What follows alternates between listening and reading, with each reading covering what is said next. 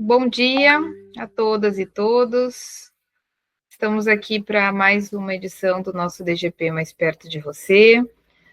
Nosso penúltimo, né, do ano. Estamos encerrando aí o nosso ano de 2025 e sempre o propósito desse encontro é que a gente possa trazer temáticas que sejam de interesse do servidor, que venha agregar, né, na sua trajetória aí na instituição, assuntos que realmente sejam ou alguma novidade, algum fluxo, né, que esteja sendo implantado, ou algo que a gente observe que gere mais dúvida em relação ao servidor, e esse é um espaço que a gente pode esclarecer, trazendo informações técnicas, né, com as pessoas que realmente têm a propriedade sobre a pauta.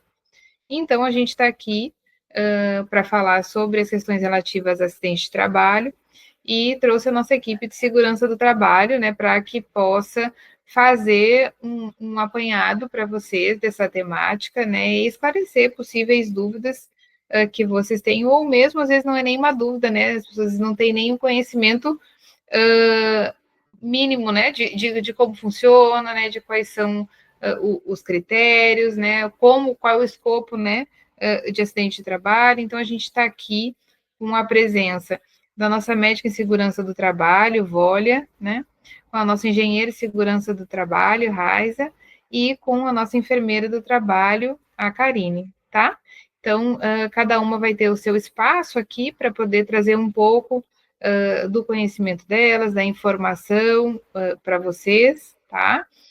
E espero que seja esclarecedor, né? Já agradeço as meninas, né, de antemão por estarem aqui disponíveis, né, e trazendo essas informações para os servidores, né? Acho que é um tema que gera muita confusão, né, meninas, em relação a essa pauta, né? Então, acho que por isso que é tão apropriado a gente trazer a informação técnica, né, de maneira consistente, né, porque as pessoas, né, podem às vezes ter a percepção de que algo é acidente de trabalho, não é, né? Então, saber qual é o papel do servidor nisso, qual é o papel da instituição, né, quais são os desdobramentos. Então, é isso que a gente vai estar tratando nessa manhã, tá bom? Pode ser, né, que a gente não, como sempre, a gente não dê conta de todas as questões, né, aqui, mas a gente continua enquanto equipe, enquanto setor, à disposição para esclarecimento. E lembrando que a gente tem esse encontro que fica gravado e vocês vão ter acesso a essas informações a qualquer tempo na nossa playlist, né, no YouTube, nosso site, na página, então, da gestão de pessoas e DGP mais perto de você, para que vocês possam ou assistir pela primeira vez ou rever, né, caso tenham alguma dúvida, tá? Também quero agradecer aí a presença da Hilda, coordenadora da área aí de saúde do servidor, né, que conduz aí muito bem essa equipe, né, e vai estar mediando esse encontro, né, e as dúvidas que vocês possam ter. Vólia, Karine, Raiz, eu não sei como vocês preferem, mas talvez seja interessante a gente deixar registradas as inscrições, Hilda, para que ao final possa ser esclarecido. Não sei se vocês querem, ao término da fala de cada uma, aí vocês mediam da forma que vocês se sentirem mais confortáveis, tá? Em relação ao esclarecimento de dúvidas dos servidores, tá, Hilda? Então vejam como acham melhor. Lembrando que como o chat, né, ele fica desabilitado em função dos intérpretes de Libras, né, então é importante que as inscrições elas possam acontecer, né, levantando a mãozinha, tá bom? Então, um bom evento a todas e todos. A palavra está com vocês.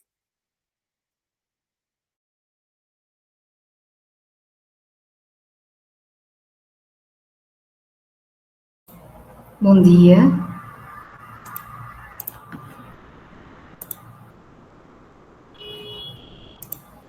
Estão conseguindo visualizar a tela? Sim, tá ótimo, olha.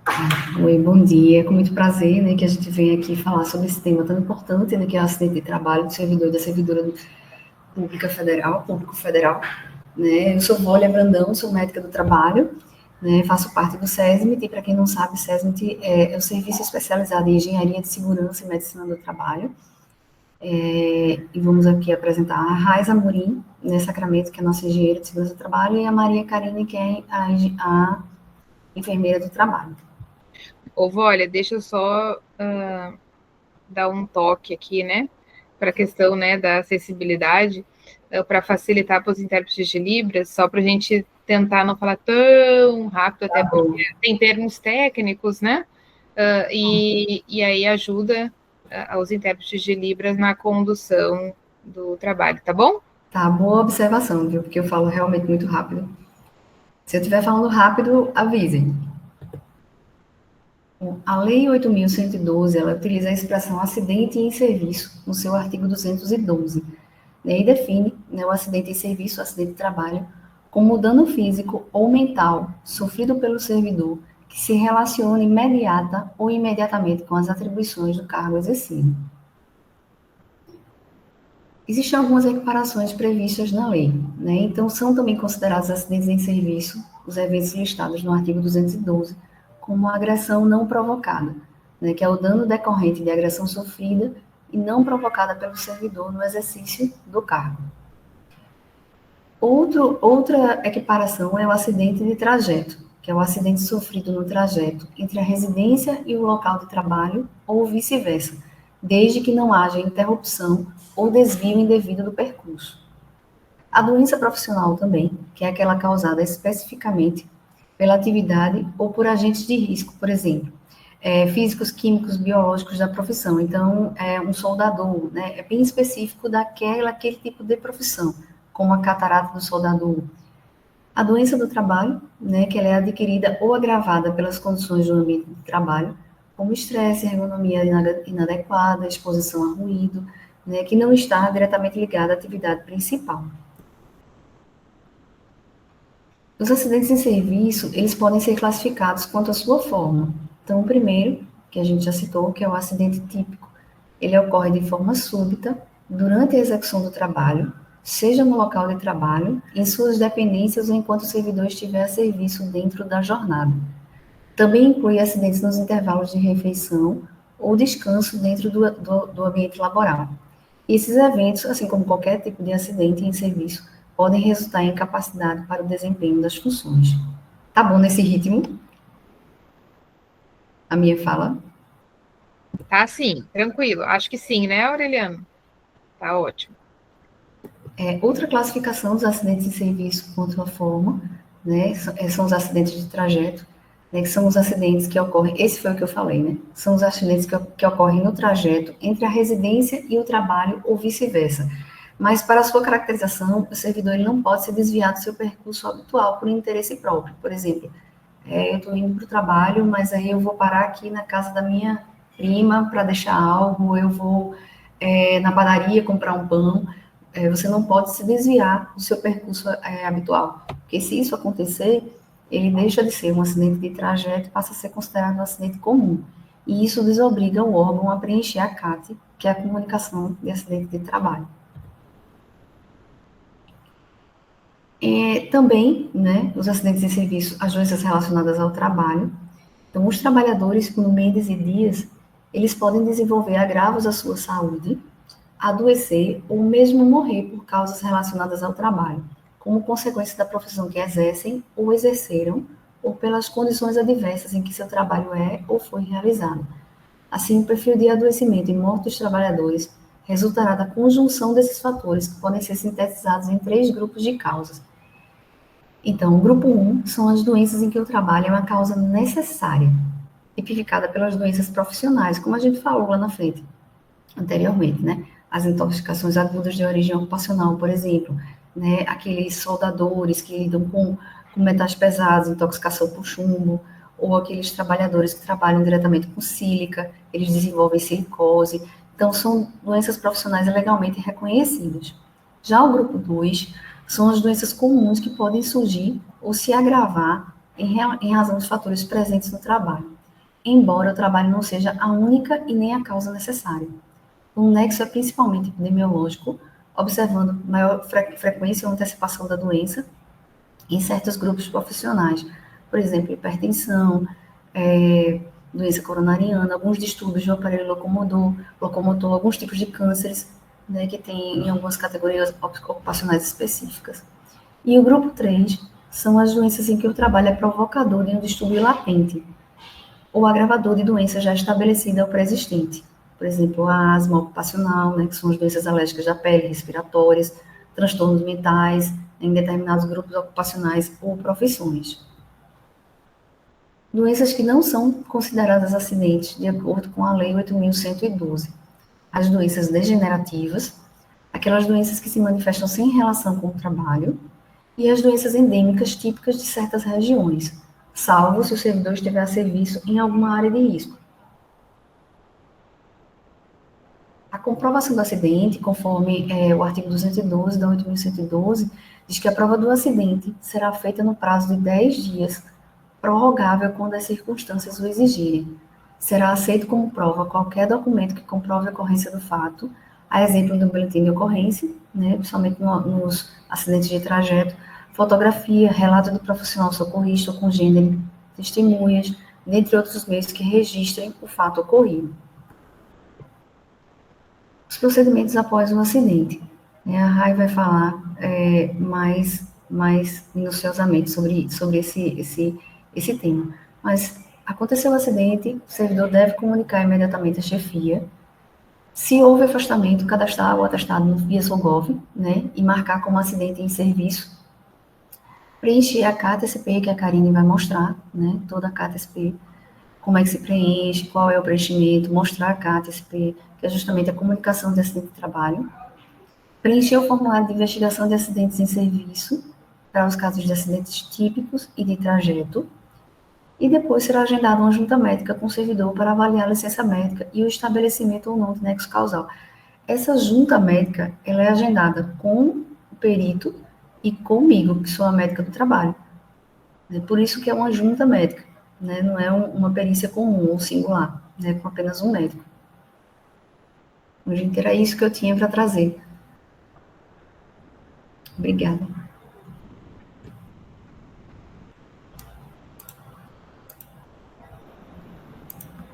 Certo, Vólia. Então, as perguntas vão ficar para depois? Eu acho melhor no finalzinho, não? Eu acho melhor. Também. Então, eu vou dar continuidade aqui, tá, gente, na apresentação.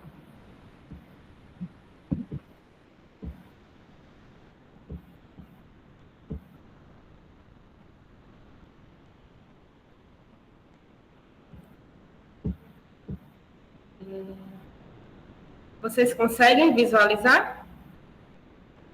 Sim, tá ok. Pronto. Meu nome é Karine, eu sou enfermeira do trabalho aqui no CIAS, no SESMIT, né, que é o Serviço Especializado em Engenharia de Segurança e Medicina do Trabalho. Eu vou falar para vocês hoje sobre comunicação de acidente e serviço, né, do servidor público, que é a CAT-SP. É importante mencionar que tudo que eu falar aqui está contido no Manual de Perícia Oficial em Saúde do Servidor Público Federal, tá? Esse manual ele é de 2017. Então, vamos iniciar. Então, o que é a CAT-SP? A CAT-SP é uma comunicação de acidente em serviço do servidor público, tá? É um documento padronizado, utilizado pelos órgãos da administração pública federal, tá? Então, assim, não é importante enfatizar aqui que não é um documento do IFAL, certo? É um documento que é padronizado por todos os órgãos.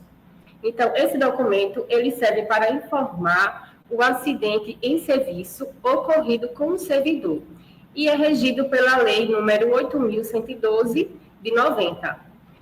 E esse documento, ele trata de um importante instrumento notificador, que poderá propiciar a associação de informações, tanto estatísticas, quanto epidemiológicas, como trabalhistas, tá? E também sociais. Então, por isso que é muito importante, se o servidor reconhecer uma das formas de acidente, sendo ele típico, ou de trajeto, ou de doença ocupacional, que é a doença relacionada ao trabalho, o servidor ele tem que imediatamente preencher essa CAT, certo? E enviar para a gente, enviar para o SESMIT. Então, como a Vólia falou, existem, né, alguns tipos de acidente em serviço, né, que é o acidente típico, né? Não vou me aprofundar muito, porque ela já se aprofundou, mas são todos acidentes, né, que ocorrem no desenvolvimento das atividades laborais no ambiente de trabalho ou a serviço deste, né, durante a jornada de trabalho. Então, é importante mencionar que não ocorre só no setor. Por exemplo, no campus, se o servidor trabalha em determinado setor e está no ginásio, por exemplo, vai jogar um futebol, e se ele se acidentar, ali também está relacionado com um acidente típico, tá? Tem um acidente de trajeto, né, como a Volha mencionou, que são os acidentes que ocorrem no trajeto entre a residência e o trabalho, ou vice-versa, né? E para sua caracterização, o servidor ele não poderá desviar de seu percurso habitual, por interesse próprio, vez que, se tal fato ocorrer, então não será necessário preencher a CAT, né, porque vai ser considerado um acidente comum. Um outro tipo também de acidente são as doenças relacionadas ao trabalho, né? Então, os trabalhadores, eles podem desenvolver agravos à sua saúde, né? Podem adoecer ou mesmo morrer por causas relacionadas ao trabalho. E como consequência da profissão que exercem ou exerceram, ou pelas condições adversas em que seu trabalho ou foi realizado. Então, se o servidor, como eu falei anteriormente, se detectar, se reconhecer que passou por um desses 3 tipos, né? Ou acidente típico, ou acidente de trajeto, ou doenças relacionadas ao trabalho, então, de forma assim, o melhor é mais de forma imediata, né? É registrar essa CAT, porque a CAT ela vai garantir o direito do servidor e também vai fazer com que a agente do SESMIT investigue e veja qual foi a causa do acidente, e aí poder fazer algumas medidas, algumas intervenções no ambiente de trabalho desse servidor, tá? Então, quando emitir a CAT?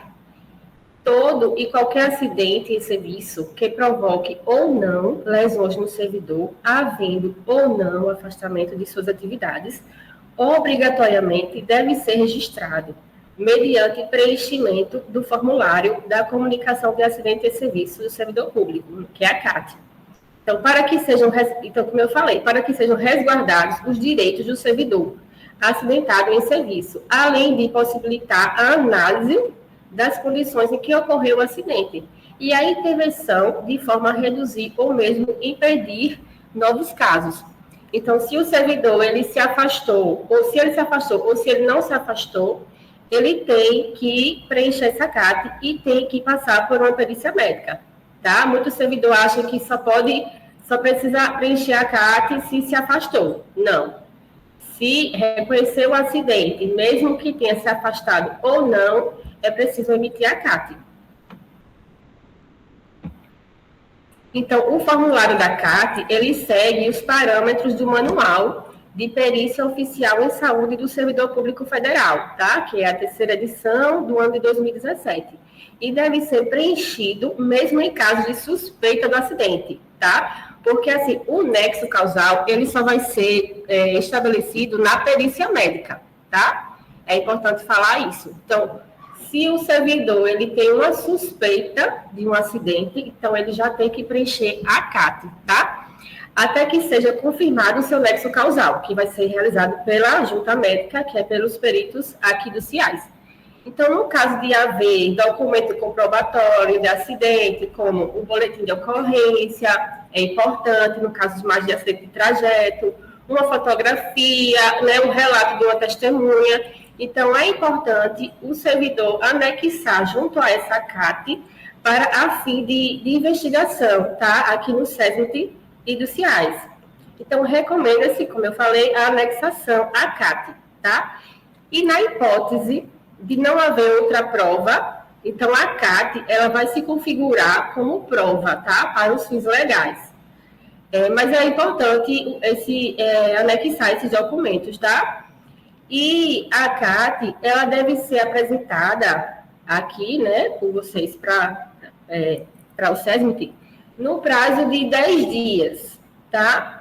Então, como eu falei anteriormente, o ideal é assim que o servidor reconhecer que teve um acidente de trabalho, é já registrar, fazer esse registro da CAT e enviar para a gente. mas ela pode ser apresentada no prazo de 10 dias, tá? E também pode ser prorrogada quando as circunstâncias assim o exigirem, né? Mediante o artigo 214 da Lei número 8.112 de 90. Então, pessoal, quem é o responsável, né, pela emissão da CAT? Então, a CAT, ela pode ser preenchida não só pelo próprio servidor, ela pode também ser preenchida por outras pessoas. Então, ela pode ser preenchida pelo próprio servidor, pela sua chefia imediata, pela equipe de vigilância de ambientes e processos de trabalho, por membros da família do servidor, pelo perito oficial em saúde também, né, quando ele vier fazer a perícia, e por testemunhas do acidente, tá? Então, caso a CAT não tenha sido preenchida, o profissional de RH ou de saúde que primeiro atendeu o servidor, ele ficará responsável pelo seu preenchimento. E qual o destino da CAT? Então, após o servidor realizar o devido preenchimento da CAT, né, este deverá ser encaminhado para a unidade do SESMIT, conforme o fluxo de comunicação de acidente em serviço do servidor público. A gente aqui do CIAS e da equipe do SESMIT, a gente realizou aqui, elaborou um fluxo para facilitar para vocês, né, todo esse trâmite que a RAI vai falar na apresentação dela mais adiante. Então, o importante também é mencionar aqui que o nexo causal, ele só será estabelecido, tá? Pelo perito oficial em saúde, certo? Após investigações, o perito, ele pode pedir orientações ao SESMIT. Então, o SESMIT, ele pode dar um parecer para subsidiar a perícia, tá? Em casos em que o perito, ele peça, tá? Essa intermediação, certo? E aí, quais são as ações de investigação em relação à CAT? Então, cabe às equipes de promoção à saúde e vigilância, né, dos ambientes e processos de trabalho orientar e promover as intervenções necessárias no ambiente de trabalho do servidor onde ocorreu o acidente. Então, por isso que é importante o servidor registrar, porque é a partir desse registro que a gente vai poder intervir nesse ambiente de trabalho para que não ocorram outros acidentes. E para prevenir, né, novos acidentes e assim promover a promoção à saúde, né, do servidor como um todo. Então, os servidores afastados ou não, por motivo de acidente em serviço, ou por doença profissional, ou relacionada ao trabalho, deverão ser submetidos à perícia oficial em saúde, independentemente do quantitativo de dias de licença. Então, se foi o servidor, coloca lá no seu golpe. Se tiver um atestado, vai ter que colocar no seu golpe, tá? E aí, se for 1 dia, 2 dias, 3 dias, vai ter que passar pela perícia médica. Karen, não fui afastado. Não peguei atestado, não fui afastado. Também precisa registrar a CAT e também precisa passar por uma perícia médica, tá? E a prova do acidente será feita no prazo de 10 dias, prorrogável quando as circunstâncias assim o exigirem, como eu falei. Eu vou passar agora para vocês algumas instruções, né, para o preenchimento da comunicação de acidente de serviço, da CAT, porque, como eu fico aqui responsável por orientar esses preenchimentos, os servidores, eles apresentam algumas dúvidas no e-mail. Então, aqui eu vou mostrar para vocês qual é o documento. Esse é o documento, né, da CAT, da Comunicação de Acidente de Serviço.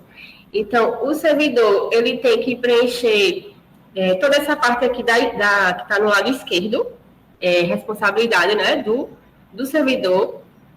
E essa parte que está do lado direito é o atendimento médico. Então, é responsável ou pelo médico, quando o servidor vai fazer o atendimento médico, né, no hospital, se precisar ir para o hospital, ou então aqui também pelos médicos sociais, tá? Pelos peritos. Então, essa parte não precisa preencher, que é essa parte que é de atendimento médico. Eu vou passar mais para frente, porque eu coloquei até de uma forma maior, para vocês visualizarem melhor. Mas é só para vocês visualizarem qual é o documento, né? Esse aqui é a parte esse documento vem com essa tabela referenciada, né? Aí vem a tabela 1, a tabela 2, a tabela 3.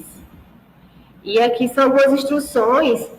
É importante também mencionar que esse documento ele vai para o site, tá? Vocês vão ter acesso a esse documento, vão ter acesso a essas instruções que eu vou falar aqui também para vocês. A gente vai passar, a gente sempre menciona aqui quais os itens que devem ser preenchidos pelo emitente da CAT. Então, a gente fala lá que o item 1, que é a identificação do emitente, o item 3, dados do servidor, o item 4 é o endereço do servidor, o item 5, dados funcionários do servidor, e o item 6 é relacionado aos dados do acidente, né, ou doenças relacionadas ao trabalho. Deixa eu explicar melhor aqui. Então, eu vou falar para vocês quais são as principais dúvidas, tá? Dos servidores que mandam para a gente. Essa parte 1 aqui é a parte do emitente. Então, o servidor vai ter que preencher se é servidor, se for sindicato, se for gestor, se for médico ou se foi outro que preencheu a CAT. Então, é o nome do emitente, aqui é o nome da pessoa que preencheu a CAT, tá? O contato da pessoa e o local e a data do registro. Aqui o pessoal tem muita dúvida nessa parte do local. Então, se você está preenchendo a CAT em Aracaju, então você tem que colocar aqui em Aracaju. Se você estiver em Recife, coloca em Recife. Se você estiver registrando em Maceió, tem que colocar em Maceió, tá? Esse item 2 do tipo preenchimento exclusivo dos CIAs, tá? Então, vocês não precisam preencher. Então, aqui a gente vai especificar se foi um acidente típico, se foi um acidente de trajeto, se foi uma doença, né? Se é a primeira CAT, enfim. Então, aqui vocês não precisam se preocupar com essa parte. Aí, o item... Vocês estão escutando, pessoal? Sim, perfeitamente, Cacá. Pode continuar. Falando aqui, não sabe nesse... É estranho, né? É muito estranho, tá? Então, eu vou continuar. O item 3 é relacionado aos dados pessoais do servidor. Então, o servidor vai colocar o nome dele, o CPF, o endereço, a identidade, né? O sexo, data de nascimento, o bairro tudo direitinho, o CEP, a cidade, aqui geralmente ninguém tem dúvida, né? Que é fácil de preenchimento. A dúvida vem logo mais a seguir. Nesse item 3, né, é identificação única. Muitos servidores perguntam, Karine, o que é isso, identificação única? Não é matrícula? A matrícula não só é uma? Mas não, lá nos dados funcionais, no SOGOV, se o servidor for do SOGOV, dados funcionais, tem lá um número de identificação única. Geralmente ele é parecido com o CIAP, só muda um número a mais. Mas tem lá. Aí coloca o órgão, a lotação de exercício, né, a sua matrícula, qual o cargo, função. O pessoal também tem muita dúvida, função. Função é se é coordenador, se é diretor, é um cargo de chefia, tá? Se tiver, tem que colocar aqui. Outra dúvida também é nesse item 5, porque, assim, todo esse modelo aqui da CAT, como ele é padrão, a gente não pode inventar da nossa cabeça qualquer doença. Tem que ser de acordo com o que está lá na tabela. Então, por isso que, às vezes, é difícil do servidor ele associar isso. Por exemplo, data do acidente, né? O servidor vai colocar a data que ocorreu o acidente, a hora do acidente, após quantas horas de trabalho. Tem servidor que fala, Karine, eu estou trabalhando em casa, né? Trabalho remoto. Aí você coloca também quando foi a última vez que você trabalhou.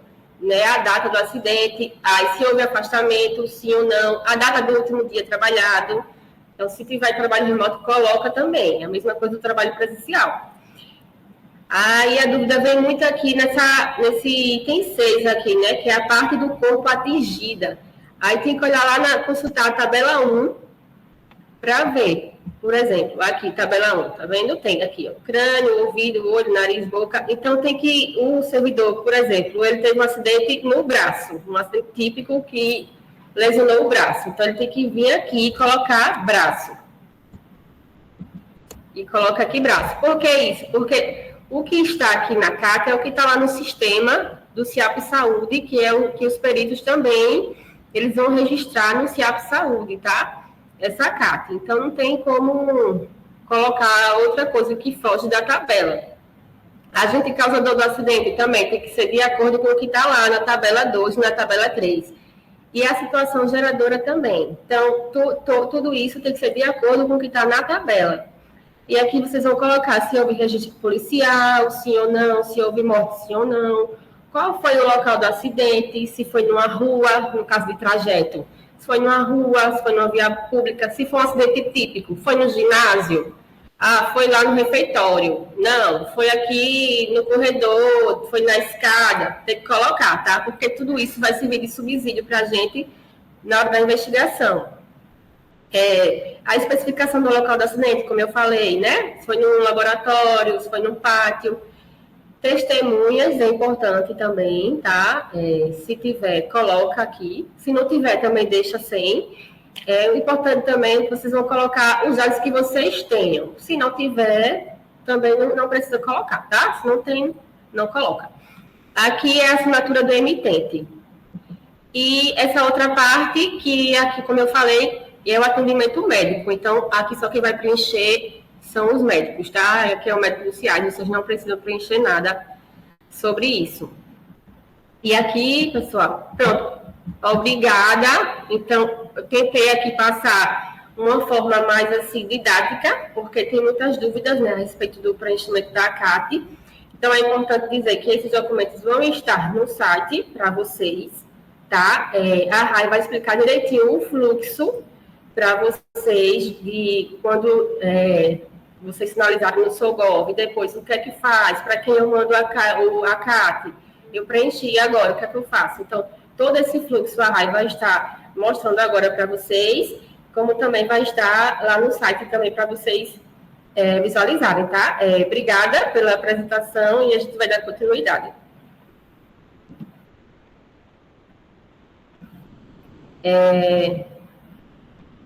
Deixa eu voltar aqui. Rai? Oi, vou colocar aqui.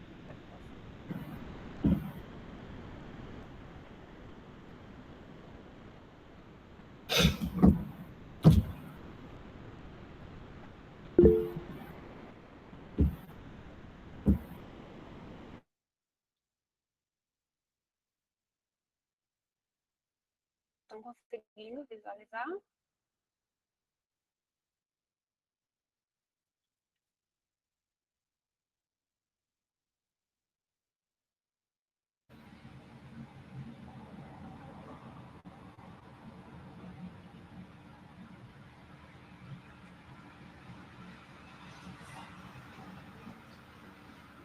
Pronto, estão conseguindo visualizar e me ouvir? Sim. Então, vamos começar. Só estou achando o áudio um pouco baixo, Rai. Tá melhor? Sim. Pronto. Então, bom dia, pessoal. Eu sou Raiza Amorim Sacramento, né, engenheira de segurança do trabalho do SESMIT e FAO, e eu trouxe aqui para vocês um tema muito relevante, né, quando se trata de acidentes de trabalho, que é a investigação, né? É imprescindível que se faça a investigação após esse evento indesejado. E aí, qual o conceito, né, da investigação? Do que se trata a investigação de acidente? Então, a investigação ela consiste basicamente numa análise, né, do evento ocorrido, acompanhada aí da chefia e dos envolvidos, né, das pessoas envolvidas, que podem ser aí testemunhas, o próprio acidentado, né, o servidor acidentado, quem ali testemunhou, né, e participou desse evento. E com base, né, em fatos e informações ali relevantes, né, se faz aí um exame detalhado, né, desse acidente, desse evento. E fazendo esse exame detalhado, é que a gente faz a investigação, né, desse acidente de trabalho.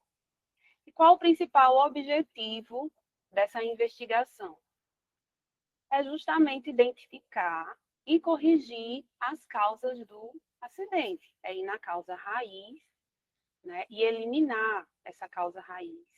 né, ou trazer ali medidas administrativas para melhorar o ambiente de trabalho do servidor, evitando assim que haja a repetição desse acidente, né, desse evento indesejado, ou agravamento, né? Por exemplo, um servidor que sofreu uma queda de mesmo nível, ou seja, né, ele escorregou, caiu no chão. Qual foi a causa dessa queda? Então, a gente vai investigar. Foi por conta da natureza do piso, o piso estava escorregadio, então, o que a gente vai investigar? Identificou que o servidor caiu, se acidentou por conta do piso escorregadio, então, para evitar que outros servidores, né, também venham a cair ou até agravar, né, por exemplo, o servidor caiu, não teve nenhuma lesão, foi apenas um susto, né? Então, ele comunica esse acidente de trabalho e aí a gente evita, né, toma as tratativas para evitar que se repita, que outros servidores venham a cair, né, naquela situação ali, naquele ambiente, ou que venha a ter uma queda que traga aí alguma lesão, né, um agravamento para algum servidor. Então, esse é o principal objetivo da investigação. Então, assim, né, um momento de atenção, né, que eu trago para vocês, é que a investigação de acidente, o objetivo dela não é uma tarefa de achar culpados, responsáveis, culpabilizar por deficiências ou falhas naquele ambiente. Não é essa, né, não é esse o objetivo da investigação. Como eu falei, o objetivo é descobrir a causa, né, tratar com medidas preventivas para que não ocorram outros acidentes. Inclusive, na própria norma regulamentadora número 1, um dos itens, né, para que se faça a avaliação dos riscos ambientais a análise, né, a avaliação e análise de acidentes de trabalho. Além daquela avaliação prévia, que a gente faz uma visita técnica aos ambientes de trabalho para identificar, né, previamente esses riscos ou os riscos já existentes, né, através da inspeção técnica aos ambientes, a gente identifica os riscos ali, sejam físicos, químicos ou biológicos. E o acidente de trabalho, a ocorrência, né, desse evento, também nos traz aí, nos fornece dados, informações para trabalhar com a gestão de segurança do trabalho, né? Identificando ali riscos que não foram percebidos durante as avaliações, né, as visitas técnicas, e através dos acidentes a gente consegue ter esses dados também, né, para tratar ali e evitar novos riscos. E aí, né, muito importante para que ocorra a investigação desses acidentes, né, para que a gente possa atuar, né, promovendo aí um ambiente de trabalho mais seguro para os servidores, é a comunicação do acidente em serviço do servidor público, a CAT-SP. Então, comunicar é o primeiro passo, né? A gente tem que informar o SESMIT, aos responsáveis, para que a gente possa fazer essa investigação, né? A Cacá, a Karine detalhou aí com vocês, né, a comunicação de acidente de trabalho, de forma muito esclarecida como preencher. Então, é preciso, né, o SESMIT ter conhecimento, através da comunicação, para que ele possa fazer a investigação. E quais são, né, as principais causas aí que a gente percebe com relação à não comunicação de um acidente, né, o que leva as pessoas a não comunicarem? Primeiro, é a preocupação com a reputação, né, profissional, pessoal, vergonha, às vezes a pessoa é um profissional extremamente técnico, sofreu um acidente ali, aí fica né, com vergonha de comunicar que houve uma falha profissional, ou uma vergonha mesmo pessoal, né, por ter sofrido ali aquele acidente. Também evitar a burocracia, né, muitas pessoas encaram essa comunicação como uma burocracia, somente preencher formulários, mas eu estou aqui, né, a gente está aqui tratando com vocês, que justamente tem uma importância essa comunicação para que a gente possa promover, né, que possa promover melhores condições nos ambientes de trabalho, e o desconhecimento também da importância da comunicação, que a partir de agora, né, vai estar disponível para vocês esse vídeo. Então, vocês agora têm conhecimento dessa importância, né, da importância da comunicação. E quais acidentes, né, devem ser investigados? Os casos de acidentes típicos, que a Vólia já explicou para vocês, quais são os acidentes típicos, que são aqueles que ocorrem ali no ambiente, né, de trabalho, do servidor, e de forma ali imediata, né, por exemplo, um corte, né, por um material perfuro cortante, né, um corte, como eu falei, uma queda, por um piso escorregadio, ou uma cadeira danificada, né, subir, né, num dispositivo ali inadequado, né, o servidor subir numa cadeira para alcançar algo na prateleira e acabar se acidentando. Então, são aqueles acidentes típicos, né? E o de trajeto, né, que a Vólia já explicou, que é o percurso, né, de casa para o trabalho e do trabalho para casa sem ocorrer ali um desvio, né? Então, esses tipos de acidentes que devem ser comunicados, né? Todo tipo de acidente deve ser comunicado, mas o típico de trajeto precisa ser também investigado. Quando a investigação deve ser realizada, né? Imediatamente. Ocorreu o evento, né? Tem aquele prazo lá de 10 dias para emitir a CAT, e a investigação ela deve ser o quanto antes, né, realizada.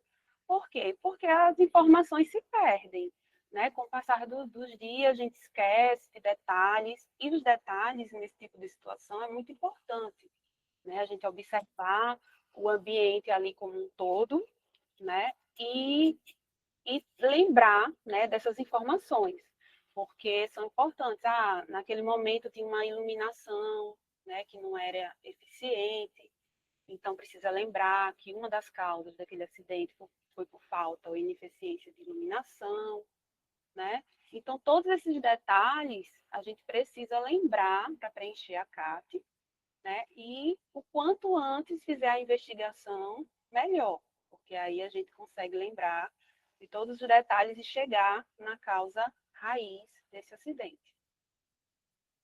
Quem deve participar, né, dessa investigação? A chefia imediata, né, do servidor, da servidora, deve participar diretamente da investigação, pois é interesse, né, da chefia proporcionar ali um ambiente de trabalho saudável, né, para os servidores, com condições melhores de trabalho para o servidor, e também por a chefia ter conhecimento ali, né, também, conhecimento mais técnico das atividades, dos procedimentos de trabalho. Então, é importante a chefia participar. Testemunhas e colegas de trabalho que estiverem lá no momento e que também tenham conhecimento, né, dos procedimentos de trabalho, das atividades ali, é importante que participem. Membros da CISP, que é a Comissão Interna de Saúde do Servidor Público, nós já estamos aí em processo de implantação, então, quando ocorrer o acidente, a CISP, né, os membros da CISP devem participar, e o SESMIT também, né, o Serviço Especializado em Saúde, Segurança e Medicina do Trabalho, também deve participar, e o próprio acidentado, né, quando possível, se ele não tiver uma lesão aí mais grave, então, o próprio acidentado, né, deve participar dessa investigação. Quais são as etapas, né, para a gente conseguir realizar essa investigação de uma forma mais efetiva possível? Então, primeiro, primeira etapa, né, ocorreu o acidente, nós vamos aí tomar providências quanto ao local do acidente, né? Então, ali tomar medidas emergenciais, né? Primeiros socorros, né? Primeira etapa, ali realizar o primeiro socorro em caso de lesão, em caso de, por exemplo, derramamento de um reagente químico num laboratório de química, né? Num laboratório. Então, já faz ali a contenção, né? A neutralização desse reagente, a contenção para que não haja um espalhamento desse reagente e o isolamento do local, né? Um caso de um piso escorregadio, né? Um servidor terceirizado, um trabalhador terceirizado está ali fazendo a limpeza do piso, né? Colocou um produto ali que ficou escorregadio. ocorreu um acidente, já isola aquela área, já coloca uma sinalização para que outras pessoas não venham se acidentar. Então, primeiro a gente trata o local do acidente, identifica ali de imediato o que causou, para a gente poder evitar que ocorram outros acidentes, ou agravamento desse, né? E aí a coleta de informações é a segunda etapa, né? Então, o próprio servidor, as testemunhas, né? E a CISP já faz ali a coleta, né? Já faz ali uma entrevista com as testemunhas, com o próprio servidor, com a chefia, sobre os procedimentos de trabalho, né? As condições do ambiente, já registra fotos, né? Que podem ser anexadas, fotografias ao formulário de comunicação. Então, já separa ali documentos também, né, que sejam importantes para subsidiar aí a investigação.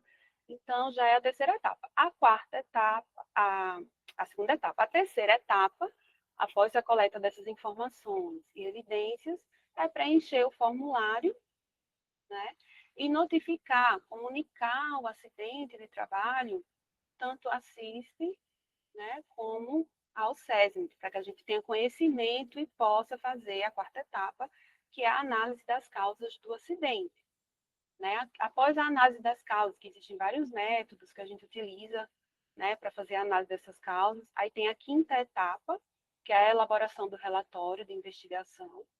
O relatório de investigação, né, que é um parecer técnico, tanto vai servir para subsidiar, né, informações para perícia, para que possa dar ou não o nexo causal do acidente de trabalho, como também serve para relatar ali quais são as medidas corretivas e preventivas, né, que precisam ser implementadas para que não ocorram novos acidentes. Então, a sexta etapa, né, após esse relatório de investigação, que é passado para o gestor do campus e para a chefia do setor, esse relatório, e nesse relatório vai conter as medidas corretivas e o prazo que precisa ser executada nessas medidas. Então, a sexta etapa é a implementação dessas medidas corretivas e preventivas.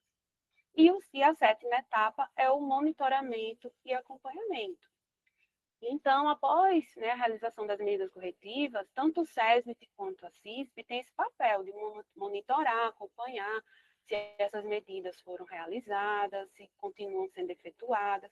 Por exemplo, um servidor que se acidentou por não uso adequado de EPI, ou por EPI, né, equipamento de proteção individual, ser ineficiente, ou por falta desse EPI, ou por um ato inseguro, que é quando o servidor resolve não usar o EPI. Tem disponível, mas ele resolve não usar o EPI.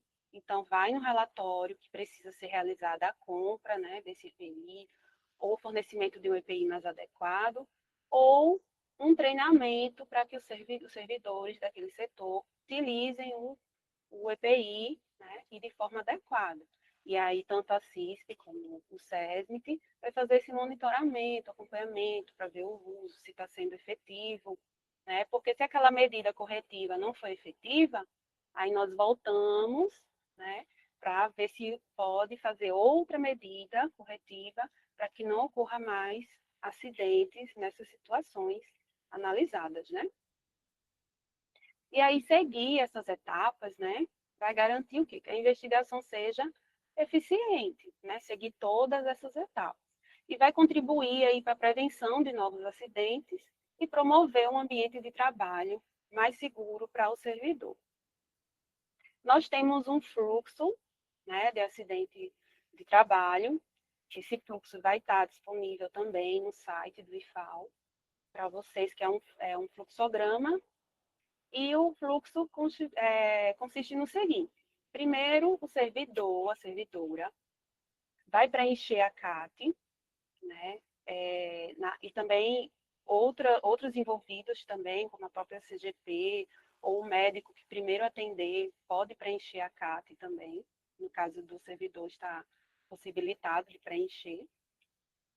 Se for um acidente típico de trajeto, também o servidor vai preencher o formulário de investigação de acidentes em serviço, que eu vou mostrar mais adiante para vocês, detalhadamente esse formulário.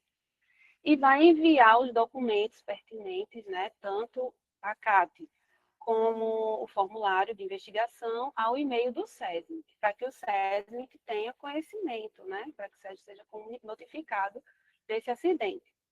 Caso o acidente, né, ocorra com afastamento, né, haja o afastamento, né, após o acidente, é necessário cadastrar o atestado médico, né, como a Vólia explicou, no via Solgov. Então, é necessário ir lá no Solgov e cadastrar o atestado médico.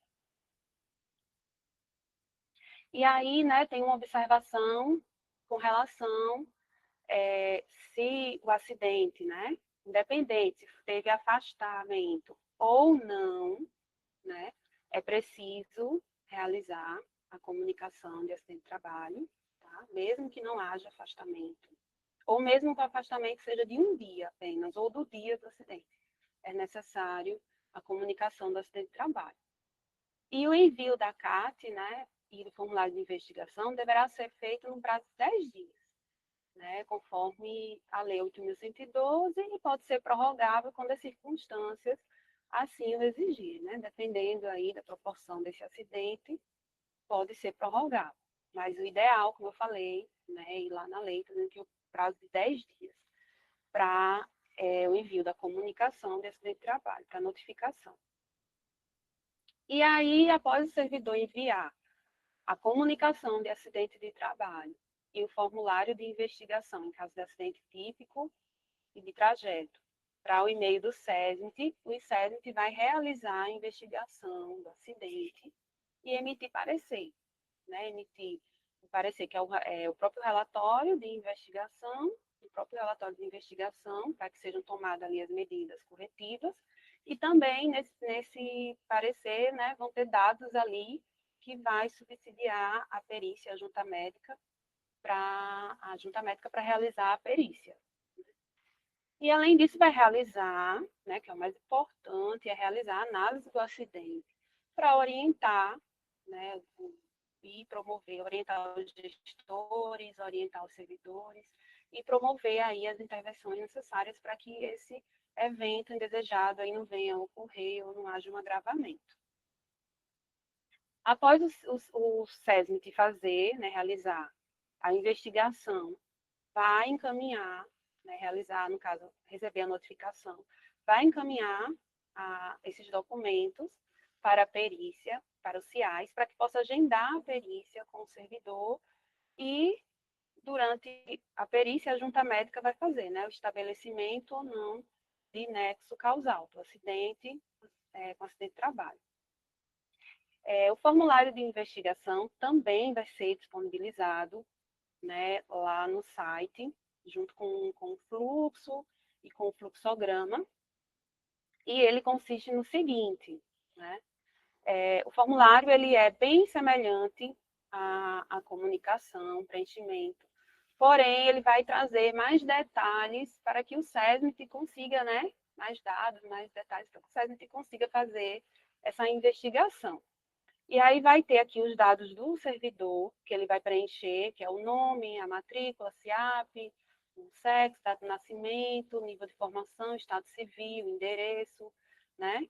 Cidade, e-mail. E aí, se tem ou não função, a lotação, o campus, o setor, né? Data de início no setor, horário de trabalho e o intervalo, né? Se caso houver o intervalo de almoço ou, enfim, de janta, colocar aqui no intervalo. Se já sofreu outro acidente de trabalho, né? E aí, em caso afirmativo, descrever resumidamente que esse outro acidente, colocar aqui o nome e o telefone da chefia imediata. Isso aqui são os dados, né, de identificação do servidor. Nos dados do acidente, também preenchido pelo servidor, tá aqui, ó, preenchido pelo servidor, ele vai colocar o tipo de acidente, se foi típico ou de trajeto, se houve registro fotográfico, e aí se houve, né, em caso afirmativo, tem que anexar ao e-mail do SESMIT, junto com a CAT, com esse formulário. Aí vai perguntar aqui também as características do acidente, se foi sem lesão, com lesão, sem afastamento, com afastamento. Aí lembrando, com afastamento tem que fazer, né, colocar o atestado médico lá no Sulgov. E tem outras informações aqui, né, fatal, sem danos materiais ou com danos materiais. Houve registro policial, né, em caso de acidente, em alguns tipos de acidente, né, é necessário fazer o registro, né, policial, o boletim de ocorrência. Um desses casos é o acidente de trajeto, né, o acidente de trajeto, né, é importante fazer o boletim de ocorrência. E aí, se tiver boletim de ocorrência, também encaminhar, anexar o e-mail do SESMIT, para o SESMIT, né? Dados do acidente, né, que aí vai ser a data do acidente e horário do acidente, tá? E após quantas horas do início da jornada de trabalho. O local do acidente, né, o local específico, não o setor, não o campus, né, o local específico, né, o setor, ou próximo a um local mais específico do setor. Às vezes o setor tem várias salas, né, então especificar bem o local do acidente, a cidade, né, parte do corpo também afetada, né, e o agente causador. E também local de acidente, também pode colocar, às vezes, o servidor ele é lotado em um determinado campus, mas aí ele foi exercer alguma atividade em outro campus, e aí ele sofreu naquele campus. Então, aí coloca, né, mais detalhado o local e o campus, né, que sofreu o acidente. Parte do corpo afetada e o agente causador. Esses dois itens aqui podem ser preenchidos com aquelas tabelas que já tem lá na CAP, né? Você pode só copiar aqui. E nesse campo, você vai fazer uma descrição bem detalhada, né, da situação geradora, né, que é a causa do acidente, como ocorreu, o que fez posteriormente. Então, você pode descrever aqui à vontade o que você achar necessário de informação, o máximo de informação que tiver, como foi o atendimento, se em caso de atendimento médico, como foi o atendimento médico, o que o médico, na hora do atendimento, relatou. Então, tudo você pode descrever aqui detalhadamente. E aí você vai colocar, né, nome e cargo da testemunha. É importante colocar pelo menos 2 testemunhas, que podem ser colegas de trabalho, né, ou a própria chefia, né? Então você coloca aqui pelo menos 2 testemunhas. Se tiver só uma também, mas é importante você colocar aqui a informação de uma testemunha. E aí a atividade, né, possui algum procedimento, instrução, né? Tem laboratórios, por exemplo, que tem procedimento, manual daquele laboratório. Então, se sim, é bom, né, anexar aqui o procedimento desse laboratório para que o SESMIT também avalie como que foi esse acidente, né, diante do procedimento. Se o procedimento, às vezes, não está adequado, tem que melhorar o procedimento de trabalho. E se estava usando algum equipamento de proteção individual, né, em algumas atividades, utiliza, né, tem que utilizar equipamento de proteção individual, sim ou não, ou nas atividades que não se aplica, marca que não se aplica. E se ocorreu algum treinamento de segurança. E aí você vai colocar se você teve algum treinamento, algum tipo de treinamento para trabalhar, segurança, né, para trabalhar naquele ambiente de trabalho.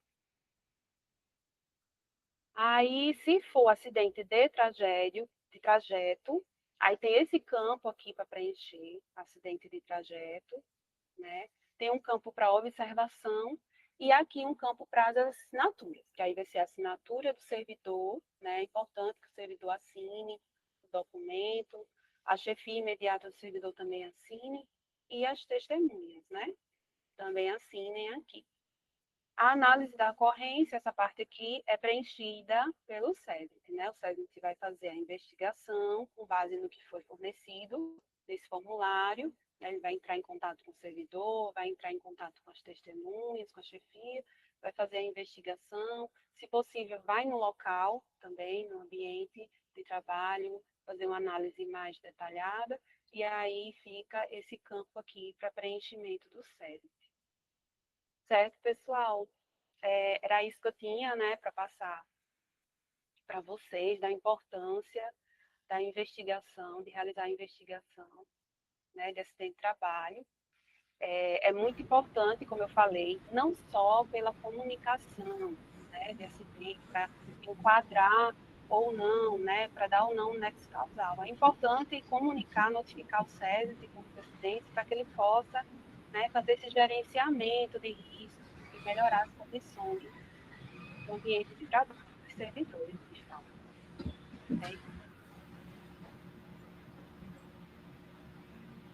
Bom dia a todos e a todas, né? Eu sou Hilda, estou na coordenação de saúde do servidor, em que o CIAS, né, juntamente com o SESMIT, está na minha responsabilidade. Então, assim, meninas, parabéns pela excelente apresentação, né? A definição desse fluxo é um grande marco dentro do IFAL, é uma conquista, porque a gente já atendia as demandas de acidente de trabalho, e a gente sabe que foi algo bem trabalhoso, né, a gente fechar esse fluxo, como é que se diz? Reunir toda a equipe para que a gente possa fazer intervenção, que a gente possa melhorar a vida do servidor, e como as meninas falaram, que esses dados epidemiológicos, eles são importantes, né? A gente tem que ter essas informações de saber, não, o IFAL é livre de acidente de trabalho, né? Qual é a quantidade? Porque a gente sempre é perguntado, existe muito acidente de trabalho, a gente sabe que isso dentro das empresas privadas já é comum, né? Essa questão do combate ao acidente de trabalho, e é isso que a gente quer dentro do IFAL, a gente quer combater, a gente quer prevenir. E assim, como foi combinado, no início da reunião, as perguntas ficaram para o final, então a gente tem aqui 2 perguntas, meninas, viu? Porque aí, à medida que for surgindo, quem tiver mais outra pergunta, né, até mesmo... Eu levantei a mão também, desculpa aí. Foi, aí está aqui o Afrânio como primeira pessoa a falar, certo? Pode fazer a pergunta, Afrânio. Tá bom, bom dia a todos e a todas. Eu sou Afrânio Campos, sou professor do Campus Maceió, dos cursos de Engenharia Civil, Edificações e Estradas. Agradeço as informações, né, adquiridas aí nessa palestra aí sobre os acidentes de trabalho, o preenchimento da CAT. Agora, né, a minha pergunta é o seguinte, eu tenho quase 30 anos aqui no IFAL e realizei já, e tenho realizado menos, muitas visitas técnicas, tá? E a gente não tem, pelo menos que eu saiba, que eu conheça, alguma norma, alguma portaria que regulamente essas visitas técnicas. De que forma que eu estou falando? Existem as nossas visitas técnicas locais, que a gente visita aqui os bairros, as obras, né? A gente visita cidades do interior e, às vezes, cidades de outros estados. Então, às vezes, a gente leva também alunos menores, tá? Alguns, eu vejo até em filmagem, não exigem os EPIs usar uma bota. Eu vejo muito aluno usando tênis, né?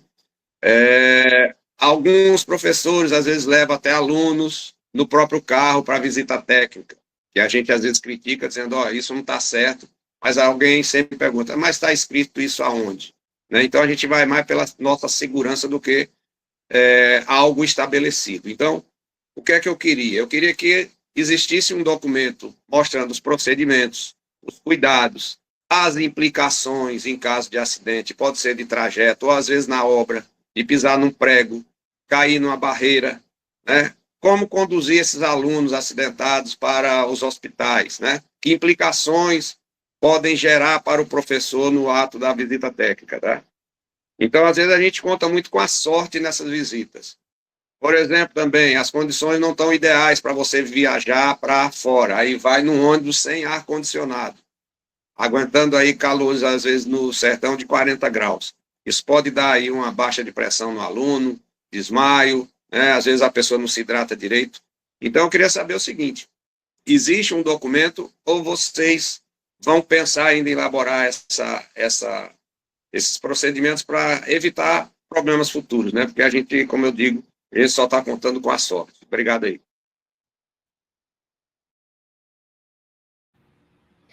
Não sei se as meninas responder, mas, assim, deixar claro, nessa discussão existe muito em relação à ProM, né, de como conduzir essas visitas técnicas em relação os docentes junto com os discentes, né, com os professores. Em relação aos servidores, né, por parte da saúde do servidor, não tem nenhuma documentação, mas a gente sabe, a gente está na fase de estruturação, né, é importante essas suas considerações, para que isso seja uma discussão institucional, porque já existe essa discussão em relação, eu que sou assistente social, né, fazia parte da assistência estudantil, a gente sabe, aconteceu um acidente, vai levar para o hospital, pode ou não pode, é carro institucional, a gente liga para o bombeiro, como proceder. Então, essas discussões, elas já existem, né, na instituição, em relação a como conduzir, né? E aí, tudo que você falou é muito importante para que a gente construa e a gente reflita sobre isso. Né? Quais são os critérios, né, que já existem, que embase isso para o servidor, né? O que o servidor pode ou não pode fazer dentro da instituição, né? Que é a responsabilidade do cargo. O cargo dele, a gente tem a visita técnica, né? Eu, enquanto assistente social, tenho visita técnica, né? Visita visita domiciliar, né? Então, quais são? Então, é discussão que é uma discussão ampla, que a gente tem que ver, porque não envolve só o servidor, né? Tem servidor, tem discente, envolve menor de idade, né? Envolve deslocamento entre município, né? Envolve deslocamento entre estado, né? Existe visita exterior, então tem todo um contexto, que é uma discussão que tem que ser institucional. Tá entendendo o que eu estou dizendo? E aí eu já anotei aqui, né? A importância para que a gente também provoque, enquanto saúde do servidor, né? De que maneira a gente tem que prevenir, né? Para que a gente possa preservar a vida e a saúde do servidor. Não sei se as meninas concordam, se quer fazer alguma consideração, né? A Vôlei enquanto médica de trabalho, ou a RAI, né? Porque a própria engenheira, a gente faz visita a diversos estabelecimentos. Então, elas fazem o levantamento, se são locais salubres, né, se são perigosos. Então, já existe essa prática, né, das visitas.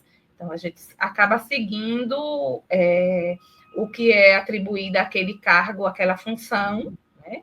Mas aí eu entendi que você está trazendo a discussão para ter algo maior, mais amplo, né, institucional, né, para a diversidade que o IFAL tem.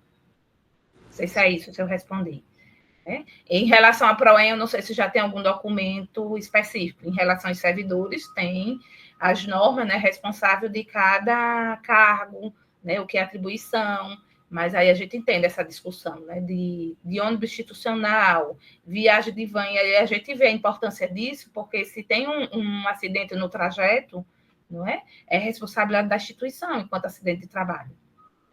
Então, tudo isso, e é importante a gente saber, desviou o trajeto, né, fez uma parada que não tinha nada a ver com a visita técnica, né, até que ponto é considerado ou não, eu desviei, né, então tudo isso é bom ser, né, ter essa orientação, que a gente sabe quando faz uma viagem, para o almoço, né, para a janta, então tudo isso, o que é esclarecido e o que é que a gente entende como pausa, né, o que é relacionado ao trabalho ou não. Ou se eu fui resolver uma demanda pessoal dentro daquele trajeto, né? Oi, Hilda. Oi. Nesse exemplo que você está dando aí, às vezes você vai para um evento, para um centro de convenções, aí na volta, bora passar pela praia. Pô, isso, se tiver escrito, o motorista não vai seguir. Ele vai dizer, não, meu trajeto não é pela praia, é voltar por onde eu vim, entendeu? E só para dar um outro exemplo, eu vi, não vou dizer quem é o professor, nem o local tal, mas ele dizendo, esse menino aqui subiu para fazer uma inspeção numa placa solar do telhado do prédio. E quase quebrou a telha. Aí eu olhei assim e falei, que loucura. Primeiro subi na telha. Não estava com EPI. E talvez seja até menor de idade. Quer dizer, se um menino despenca desse do telhado, quais as implicações para o professor? Porque eu acho que é uma irresponsabilidade de um professor fazer um ato desse, né? Sim, por isso que a gente tem que começar orientando os servidores, né, das responsabilidades. Até que ponto ele assume, né, que a gente sabe, quando envolve menor de idade, e é na prática, como você falou, que já está um tempão dentro da instituição, né, que a gente vai observando e vai vendo. E aí é importante que a gente já coloque aqui, até porque quando tiver as comissões CISP, ela também vai estar orientando em relação a isso. Então, é interessante, né, que a gente leve essa discussão junto com a PROEM, junto com o reitor, né, reitoria, com todo com todas as outras pró-reitoria, né, que estejam envolvidas para que a gente possa planejar e ter um documento que a gente possa seguir, né, porque não é uma discussão simples. A gente sabe porque dentro do próprio campus, quando vai discutir, né, docente com docente, de achar o que é certo, onde é que tem escrito isso, né? Então, assim, a gente acaba assumindo o risco, às vezes até por desconhecimento, porque várias vezes eu levei estudante, né, para o hospital porque não tinha, né, não tinha profissional de saúde ainda, e a gente acabava, não, né, está passando mal, sofreu uma queda, né, e aí o servidor acompanhava. Então, até que ponto a gente está resguardado em relação a isso? Pronto, não sei se eu respondi, Afrânio, mas já anotei aqui as suas considerações. Pronto. Se tiver mais algum complemento aí da Karine ou da Raíssa, eu queria... A Roda levantou ali a mão. Eu acho interessante, eu acho que é como a Ailda falou, né? A gente está mapeando os processos, a gente está... fizemos agora, né, todos os PGRs, são os Programas de Gerenciamento de Riscos, e aí vale a pena, sim, né? No PGR a gente coloca a descritivo de atividade, né, de cada um, e as meninas estão fazendo visita técnica para entender o que cada um faz, né, qual é o escopo da atividade de cada um na realidade, né? Então, eu acho interessante, sim, documentar, como a Hilda falou, a gente está iniciando os processos, está fazendo os processos, né, e é importante, sim, eu acho que também, muito pela falta de conhecimento, como a Frânio falou, né, se o motorista souber, ou o professor souber, que ele não pode desviar, né, para ir para a praia, né, olhar a praia, que isso aí já se desconfigura um acidente de trajeto. É interessante a gente dar esse conhecimento, é o que a gente está fazendo aqui, né, a gente está divulgando o que é um acidente de trabalho, o que é interessante não se fazer, qual é o protocolo correto. Eu acho que é muito válido o que o Afrânio falou, sim, né, documentar sempre e educar sempre, né, informar. A Hilda falou bem, Paulinha também, muito bem colocado, Afrânio, a sua questão. Realmente, né, é importante, né, a gente padronizar, né, procedimentos, documentar, que é o que a gente tem feito, né? Também, assim, deixo claro que a principal atribuição do SESMIT, né, que fica dentro do CIAS, é promover saúde e segurança do trabalho para os servidores, né? Mas que os servidores estão ali junto com os discentes, e aí acaba que se envolve, né, nas atividades dos discentes. Eu acho importante também essa colaboração do SESMIT para normatizar também, né, e padronizar, né, esses procedimentos também que são voltados para os discentes.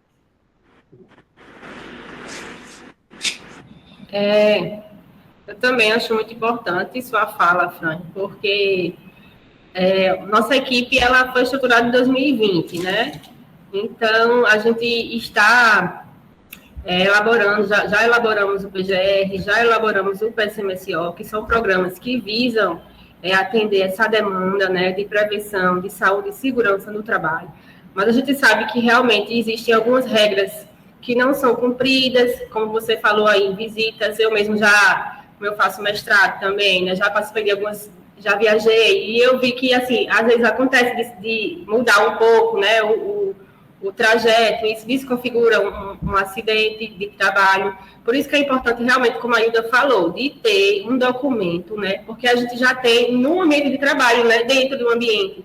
Mas é importante, realmente, esse de trajeto, que acontece tanto no INFAL, visitas técnicas. Foi importante o que você falou, porque a gente, quando o servidor fala, a gente se atenta mais. Então, a partir de agora, a gente vai pensar mais também em um plano aí, né, de intervenção nesses casos de professores, né, que realizam essas visitas técnicas. Com relação aos alunos, eu já fui enfermeira do campus Murici, e também essa é uma questão que envolve também muito conflito, porque às vezes quem é que é responsável por levar esse discente, né, para o hospital? É só o enfermeiro, é só o médico, é só ali assistente estudantil, né? Mas aí a PROEM, ou a DPE, né, que é responsável, não é nem a gente da CSS, que é responsável por essa parte dos alunos, eles também têm, né, quais são as medidas, quem são os responsáveis, que não são só o pessoal da assistência estudantil, qualquer pessoa do campus pode também fazer, pode fazer essa intervenção, mas essa realmente é uma discussão mais ampla. Mas deixo aqui, sei que ainda há muito a se fazer, né, nessa área, mas foi muito importante, Afrânio, que você trouxe para a gente, viu? A gente vai discutir, com certeza a gente vai pensar em uma estratégia. E assim, você falou, né, que o Afrânio, como disse, quando fez a consideração dele com o colega, às vezes não é bem recebido, né? E aqui, nesse momento, fica claro o porquê da preocupação. Porque se acontecer algum acidente, ele acaba perdendo o direito dele, né? Então, assim, tudo tem um motivo. E a gente sabe, não, se for, imagina o conflito, eu quero que passe ali. Não, olha, não é? O ideal é que não passe, porque se acontecer alguma coisa, mas não vai acontecer, não. Então, assim, cabe uma discussão. A gente sabe que a gente está lidando com pessoas, né? E, assim, nada é à toa, tudo tem critério, a gente segue esses critérios. Né? Então, assim, como se falou, tudo a gente começou de frente para trás, né? Tem um documento, tem a próxima parte, que é a parte da ergonomia, né, dos programas. Então, assim, a gente, a partir do momento do PGR, do PCMSO, a gente está ampliando os outros programas, e a gente está conseguindo fechar os fluxos. Então, tudo é um marco, né, uma conquista, né, que a gente consiga estruturar de forma que os servidores sintam-se protegidos, acolhidos, né? É a nossa intenção. Certo? Pronto, podemos seguir para a próxima? Quem está é a Fernanda. Ainda mais. Bom dia, pessoal. Estão me escutando? Sim. Eu sou Fernanda, eu sou enfermeira do campus Maceió. Eu fiquei com algumas dúvidas, tinha alguns questionamentos. Eu queria passar para vocês, né? Meu primeiro questionamento, a Karine, né, agora na resposta ao professor, ela falou que era sobre o PPRA, o PCMSO. Nem sei, eu acho que a sigla do PPRA é diferente para o servidor público, né? E aí eu ia perguntar se existe, ela já mencionou que sim, e eu queria saber onde é que nós temos acesso, para poder dar uma lida, para poder dar para clarear, né, essas questões de prevenção, de levantamento de risco e de prevenção, certo? Uma outra questão é que no meu setor, sou do setor saúde escolar, no meu setor não existe mapa de risco, né? E lá nós trabalhamos com risco físico e biológico. E eu queria saber de vocês como é que está essa questão de levantamento, né, de criação do mapa de risco para os setores do IFAL, e principalmente para os setores de saúde, né, que é a minha situação, certo? Não ficou muito claro para mim a questão, ao preenchimento da CAT ficou muito claro, né, eu entendi, mas aí vocês mencionaram que o servidor precisa levar para os CIAs a CAT, e aí eu não entendi. Se a CAT é online, precisa levar o quê? Para o SESMIT, né? E lá eu entendi que serão preenchidos formulários, né? Para se estabelecer. O servidor precisa levar para o SESMIT após o preenchimento da CAT no SOGOV, certo? Uma outra questão é que nos campi nós temos os terceirizados, né? Temos os servidores e os terceirizados. Os terceirizados, eles têm contrato, né? São contratados por empresas terceirizadas. E, assim, eles prestam serviços para a gente, para os campi, e eles não cumprem as regras da CLT, na verdade, né? Então, assim, por exemplo, eles trabalham com altura, eles prestam serviço de manutenção, e eu sei, né, eu tenho conhecimento que precisa ter um técnico de segurança do trabalho ao lado, né? Orientando, acompanhando. E, assim, acho que há uns 2 anos, há um tempo atrás, um terceirizado, ele caiu do teto, né? Foi fazer um serviço de manutenção no telhado, e aí ele caiu e não tinha ninguém da empresa, né? A empresa, tipo assim, né, passou a bola para o IFAL, e aí o IFAL passa a bola para o setor de saúde escolar, que é atendimento, o nosso público-alvo, o nosso público é o aluno, né? Então, passa uma situação para a gente, onde nós não temos nenhum aparato para primeiro socorro, nós não temos uma prancha, nós não temos nenhuma orientação, nenhum conhecimento de imobilização. Então, assim, passa para nós uma situação que não é nossa, não nos cabe atender, né, nem servidor, muito menos terceirizado, né? Então, tanto os primeiros socorros, como o acompanhamento, o encaminhamento ao serviço de pronto atendimento, né, uma UPA ou HGE. Então, nós não temos esse conhecimento, né? Nós podemos, sim, estar ao lado e chamar o SAMU, mas, assim, a empresa que deve ser responsável, né, deve ser responsável por esse colaborador. Então, eu queria saber de vocês, né, em específico, né, para o terceirizado, né, como é que a gente pode fazer, como é que pode ser exigido dessas empresas essa questão de acompanhamento por um técnico de segurança e esse fluxo, para que eles deixem bem claro esse fluxo de atendimento aos acidentes de trabalho, porque essa situação acaba desaguando no serviço de saúde escolar, tá? É passado para o CAMP, para a gestão do CAMP, e que acaba indo para a gente. E não é a primeira vez que isso acontece. E também acontece com o servidor, acontece com o professor, que recentemente, numa aula com... Aí eu vou dar um exemplo. Numa aula com os alunos de artesanato, elas esquentando água para tomar café, a chaleira, aquela chaleira elétrica, teve um problema e a água quente bateu no professor, no crânio, na cabeça do professor e queimou. Né, teve uma queimadura. E aí esse professor foi para o setor e aí exigindo, né? E a gente precisou atender, que nós não vamos negar atendimento, mas assim, tem que ter um serviço para o servidor dentro dos campi, né? Tem outra coisa, né? A questão dos primeiros socorros para servidores e para terceirizados. Falou-se também aí na palestra, acho que foi acho que foi a engenheira, né? A questão de acidente, por exemplo, ela falou sobre com ácido, né? A questão da neutralização. Nós não temos conhecimento, né? Não existe conhecimento como neutralizar um acidente com ácido. Então, assim, mais uma vez eu reforço a necessidade de ter, não sei, aí por isso que eu pedi a leitura, eu preciso da leitura do PCMSO, né? Porque deve ter uma orientação a respeito disso. No meu campus, né? No meu campi, né? Em cima do levantamento dos riscos, o que eu devo fazer, né? O que nós devemos fazer, né? E isso ficar muito bem claro nessas situações, né? Enquanto não tem um núcleo de atendimento para os servidores, né? Nós somos servidores, nós vamos acolher os nossos colegas, né? Então, nós precisamos ter o mínimo de conhecimento para atender os nossos colegas, né? Então, é isso. Deixa eu ver mais alguma coisa aqui. O mapa de risco, preenchimento da CAT, para onde levar. Pronto, são esses questionamentos, certo? Eu agradeço a todos. Oi, Fernanda. Oi. Muito pertinentes suas perguntas, excelentes perguntas.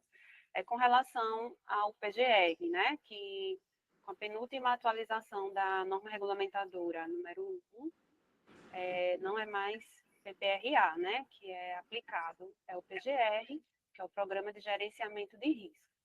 Nós emitimos, né, para todos os campi, o PGR, e o PGR, ele foi encaminhado para a gestão do campus, de cada campus, para que pudesse haver a divulgação e a replicação. Caso não tenha, né, chego até o seu setor, você pode estar buscando junto à gestão do campus que foi encaminhado. Tá? O PGR e qualquer servidor, ele tem que ter acesso, né? Ele pode ter acesso a esse documento, justamente para que ele possa ter conhecimento dos riscos ali, né, presentes no seu ambiente de trabalho. Com relação que você perguntou sobre o preenchimento da CAT, né?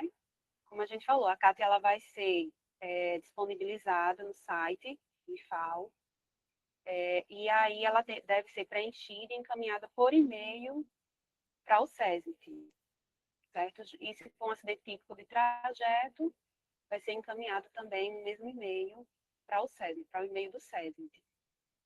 A outra pergunta que você falou foi com relação aos riscos químicos, né? Que eu consigo te responder.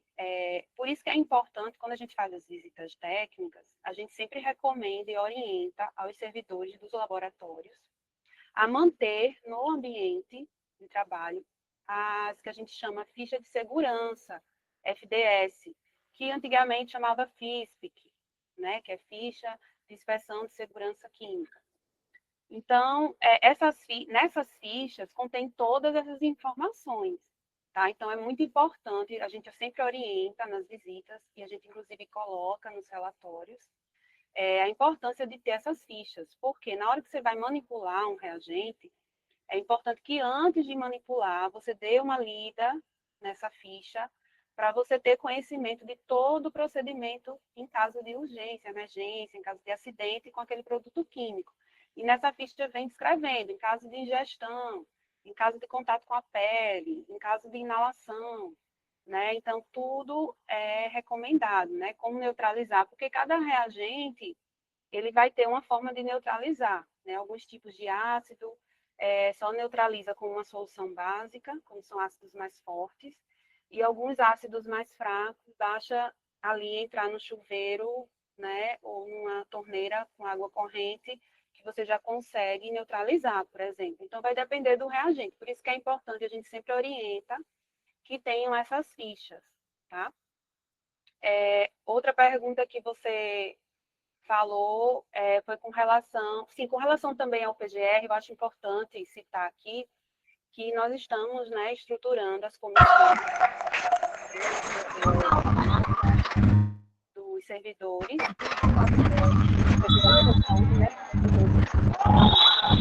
Márcio, seu áudio está aberto. Márcio?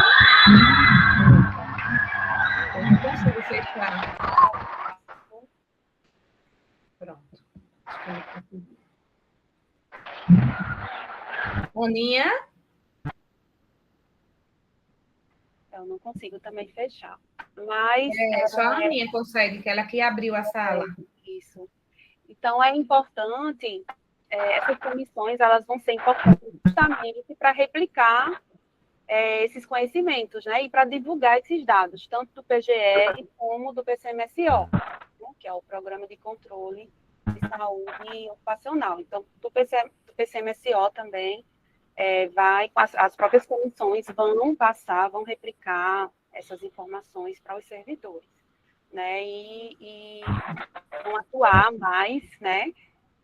De forma mais efetiva no campus para a gente, porque são, né?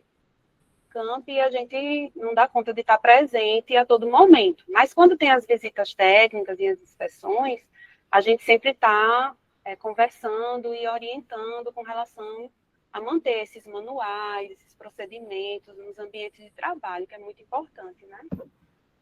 Eu acho que eu respondi algumas das suas perguntas. Hilda, quer falar também? Sim, né? Assim, muita coisa a Raiz já falou, né?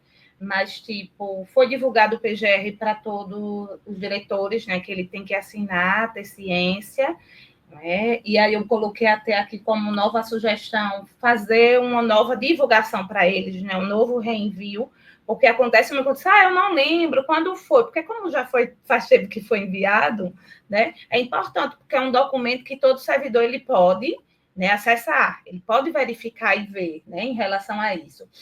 E aí, como ela falou que o PGR mudou, né, de sigla, e aí como ela falou esses documentos que tem que ter em cada ambiente, então, se eu sou um profissional do laboratório, eu sou responsável em manusear aquela substância, né, eu sei quais são os riscos que eu estou encarando, né, que eu estou enfrentando, e os riscos que eu posso colocar também aos meus colegas.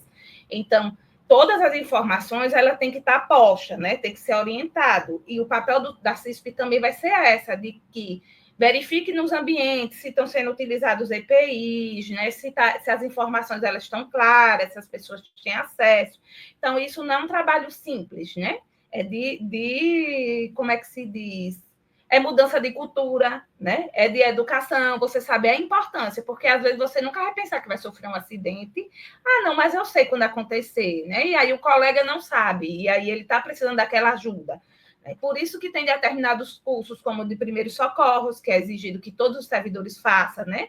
No momento de incêndio, como é que a gente vai agir? Então, tudo isso é importante. A gente tem que conhecer o ambiente que a gente trabalha, quais são os riscos que está ocorrendo, né? Não tem necessidade, a gente fala muito isso, de pessoas de outro ambiente estar em ambiente insalubre, vamos dizer, não estou em aula naquele laboratório, né? E aí se dá acesso sem a devida proteção. Então, tudo isso, a gente tem que ter o nosso cuidado, né? Enquanto profissional responsável por aquele setor, né? Enquanto profissional que está mexendo com substâncias que também traz risco à saúde. Então, tudo isso é um trabalho, né, que a gente pensa que a gente vai ter êxito quando a formação da CISP, a gente vai conseguir, né, ter algum impacto, né, a gente vai conseguir estruturar o mínimo que seja, né, principalmente de ter acesso a essas informações de forma mais simples, mais fácil. E em relação aos terceirizados, né, que você falou, e a preenchimento também da CAT. O que é que acontece, Fernanda? Você não é sua responsabilidade, mas como as meninas falaram lá, né? Quem está preenchendo a CAT? Então, tem a parte do profissional de saúde, da testemunha, né, de quem está. Então, acaba você sendo profissional de saúde, sendo referência, independente se é para terceirizado, se é para servidor, aconteceu, ó, né? Como é que a gente preenche aqui? Teve risco à saúde? Qual é o tipo? Entendeu? Eles acabam tendo vocês como referência por ser profissional de saúde, que é a mesma coisa, vocês estão aí enquanto assistência estudantil, né? Mas quantas vezes você atende servidor? Porque vocês estão aí enquanto profissional de saúde que tem propriedade do conhecimento, né? E vai preencher aquela CAT de forma mais, como é que se diz? De forma mais correta. Que cada um da gente, como disse o gestor, né? A chefia pode assinar, né, qualquer testemunha que esteja ali vivenciando aquela situação. No caso dos terceirizados, por isso a importância do fiscal de contrato, né, é responsabilidade da empresa, não é responsabilidade da saúde do servidor, entendeu? Isso. Então, a empresa ela tem que estar os meios, que vai estar verificando se os terceirizados eles estão usando o EPI, né? O fiscal de contrato também vai estar olhando, e a gente também, olha, aqui, né, não está fazendo corretamente, e a gente denunciar ou dizer ao fiscal, olha, não está acontecendo da forma devida, né? Porque acaba expondo a instituição, e a gente tem muita situação que acaba vindo para os CIAs, que não é situação nossa, né? Não é da nossa responsabilidade. E aí, só para esclarecer, entendeu, Fernanda? Que você, enquanto profissional de saúde, você é acionada, não porque a gente definiu isso no fluxo, porque como tem lá que o profissional de saúde, ele preenche a CAT, e aí a Volha pode até, né, fazer alguma consideração em relação a quando é CLT, né? De que forma? Então, é isso, entendeu? A gente não definiu, como a gente falou, qualquer testemunha, a chefia, o colega de trabalho, né, pode preencher a CAT e vai enviar sim por e-mail, entendeu? Vai preencher e enviar por e-mail, não é o preenchimento físico. Não é isso, rapidinho, eu tinha entendido que era pelo Solgov, mas não é pelo site do IFAL, né? O Solgov é se houve afastamento de saúde. Ah, tá, certo. Entendeu? Atestado, quando você lança, ele vai perguntar se foi acidente de trabalho, né? Então, você vai preencher lá e vai informação. Entendi. É isso? Quando você falou sobre a CLT e a preenchimento de CAT, foi isso que você falou que eu poderia falar algo? É porque ela questionou, sim, se você quer acrescentar mais alguma coisa, como ela falou dos terceirizados. Se for uma empresa terceirizada, se for uma empresa terceirizada, a empresa é que vai ter que preencher essa CAT. Aí é diferente, é no próprio site do INSS, é totalmente diferente do que a gente faz aqui. Isso. Aí é isso que eu estou dizendo, que não, o fluxo não é ter que passar pela Fernanda, vai porque ela é profissional de saúde, entendeu? Do mesmo jeito que o fluxo não é passar pelos CIAs e acaba indo para a gente. Tá entendendo? E aí, quando acontecer esse tipo de situação, a gente já aciona o fiscal de contrato, a empresa, entendeu? Não que a gente, enquanto testemunha, não possa fazer uma abordagem. Não sei se ficou claro. Ficou, só faltou a questão do mapa de risco. Isso, eu ia complementar agora. Certo. Faltou, né, essa resposta. Justamente quando eu falei que as atribuições da CISP é justamente essa divulgação, né, dos riscos ali nos setores, nos ambientes de trabalho, como também é uma atribuição, está na resolução, Tá? É uma atribuição da CISP elaborar um mapa de risco. Né? Nós finalizamos, né, o curso de formação da CISP. Tá? Em breve vão estar chegando aí nos campi os memorandos para que haja formação dessas comissões. E a partir da formação das comissões, né, a gente vai soltar o curso de formação. Certo. E as comissões serão responsáveis por a elaboração, né, pela elaboração desse mapa de risco. Joia. Mais alguma pergunta? Só mais alguma consideração?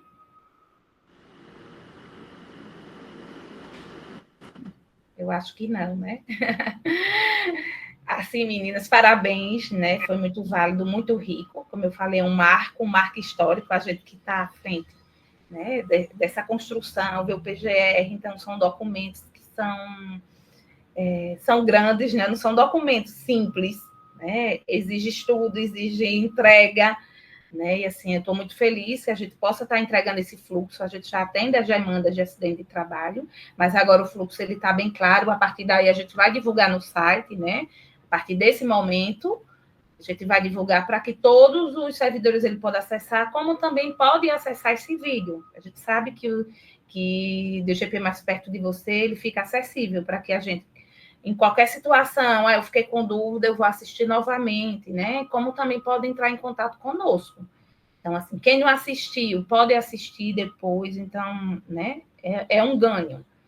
Né? Espero que vocês participem da CISP, né? Principalmente quem tem afinidade com o tema, quem gosta, né? Quem é profissional de saúde, quem é profissional de segurança do trabalho, para que a gente possa contribuir, né? E a gente possa ter um ambiente mais saudável, mais, como é que se diz, mais tranquilo, que a gente possa desempenhar o nosso trabalho de forma segura, né? E o intuito é esse. E a gente tem avançado muito, ainda que seja a passo lento, né? A Karen falando ali 2020, a gente encarou a pandemia do Covid, que aí a gente teve que recuar com as nossas demandas, né? E a gente não parou de trabalhar, e aí a gente tem vários desafios, inclusive os manuais, né?